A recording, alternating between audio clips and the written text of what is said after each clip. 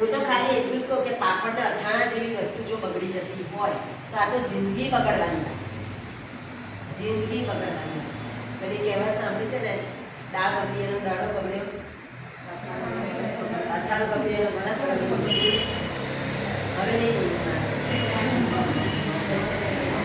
બરાબર ને?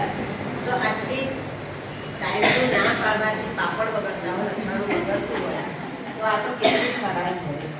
તો બને ત્યાં સુધી બહારથી ટિફિનમાં પ્લસ થઈ જતો, આજુબાજુવાળા સાથે એવી રીતે તમારા સંબંધ એસ્ટાબ્લિશ કરો કે 3 દિવસ કાં તો એ તમારા ઘરે આવીને રહી જાય, કાં તો 3 દિવસ એમનું રસોડું તમારા ઘરે જાય.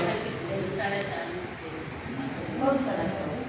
એટલે ભોજન શાળામાં ટિફિન લાવવાનું, અને ત્યાં તો ખબર જ છે કે હવે ટાઈમ થાય છે તો એવા નાસ્તા કરી મૂકી દેવાના. 1 દિવસ નાસ્તા થઈ જાય અને હસબન્ડને કે બીજા કોઈને ઘરમાં શીખવાડે, ઢોકળા તો બધા ખાવે છે, ખીચડી બનાવવાના છે, ખીચડી તો ખાવે, ખીચડી બનાવી